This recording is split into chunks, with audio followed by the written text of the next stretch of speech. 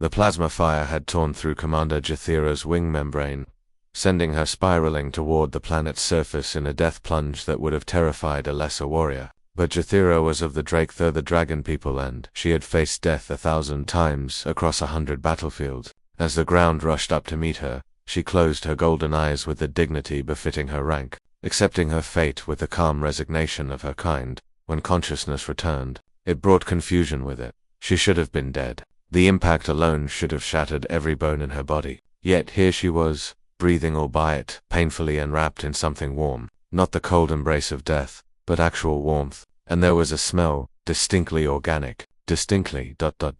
Alien. Jathira's eyes snapped open. A human face hovered above hers, weathered and scarred, with eyes the color of Earth's ancient oceans. The humaner male she noted was carrying her, his arms trembling with the effort of supporting her considerable weight. Her people stood nearly 8 feet tall, with dense bone structure and scales that could deflect small arms fire. This human should not have been able to lift her, let alone carry her. "Easy there, Commander," the human said, in surprisingly fluent Drakethur, his voice rough like grinding stone. "You took quite a fall. Name's Oliver Chen, formerly of the Terran Colonial Marines, 5th Expeditionary Force. Put ...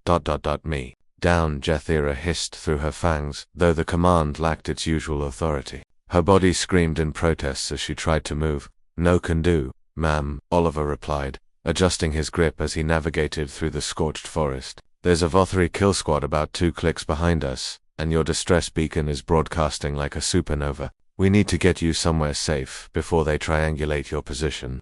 Jathira's mind raced. The Vothri, those insectoid nightmares, had ambushed her patrol ship. Her crew was dead, scattered across the system like ash in solar wind. She had been the only survivor, and barely that. The human was right. The beacon would draw them like scavengers to carrion. "Why?" she managed to ask. "Why save me? Humans and Drake, we are not allies." Oliver's jaw tightened. "Maybe not officially, but I've seen enough war to know that enemies on paper don't mean squat when someone needs help. Besides," he added with a grim smile, "I've fought alongside your people before. Battle of Kepler 4-4, to be 3 years back. A Drakethur sergeant named Vermin pulled me out of a burning dropship. Figured I owed your species one."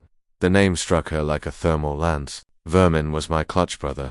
Oliver's step faltered for just a moment. Was Kepler 4-4 to be was his last deployment? He died covering his unit's retreat. Damn, Oliver's voice dropped to something softer. He was a good soldier. A good being. They moved in silence for a time, Oliver's breathing growing more labored as he pushed through the alien undergrowth. Jathira studied him with new interest. Humans were weak by Drakethur standards, fragile things of soft skin and brittle bones. Yet this one carried her as if she weighed nothing more than battle armor. Driven by something her people had long forgotten, compassion for strangers, a crack of energy weapons split the air behind them.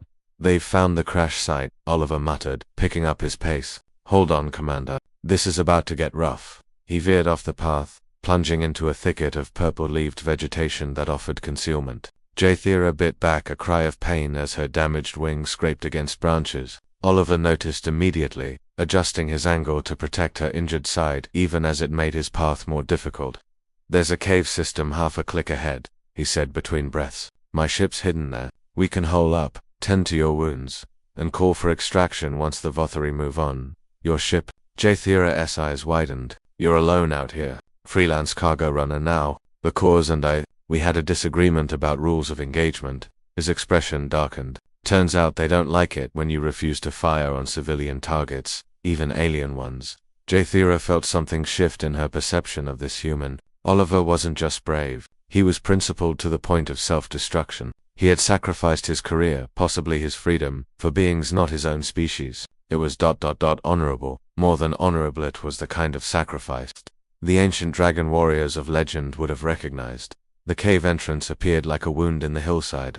Oliver ducked inside, finally setting Jathira down against the smooth stone wall. She hissed in pain but managed to remain upright. Oliver immediately began checking her injuries with the practiced efficiency of a field medic. "Wing membrane is torn but repairable," he assessed. 3 cracked ribs, possible internal bleeding. "You're tough, Commander. Most beings would be dead 3 times over." "Most beings are not Drakethur," she replied automatically, then paused. "But, thank you, Oliver Chen. You honor my brother's memory with this action." Oliver pulled out a medical kit from his pack, surprisingly well stocked for a cargo runner. He saved my life when he didn't have to, just like I'm doing for you. Maybe that's what it means to be human, to see past the scales and the flags and just help when someone needs it. As he worked to seal her wounds with biofoam, Jathira watched this scarred human veteran with growing respect. Perhaps her people had been wrong about humanity. They saw humans as weak, short-lived creatures, barely worth notice in the galactic arena. But weakness, she realized, was not measured in physical strength alone. And this human, this Oliver, possessed a strength her proud people often lacked the strength to care. When this is over, Jathira said quietly, I will petition the High Council. What you've done today should not go unrecognized. Oliver glanced up, surprise crossing his weathered features. Then he smiled, genuinely smiled, and returned to his work. Just doing what's right, Commander. Just doing what's right.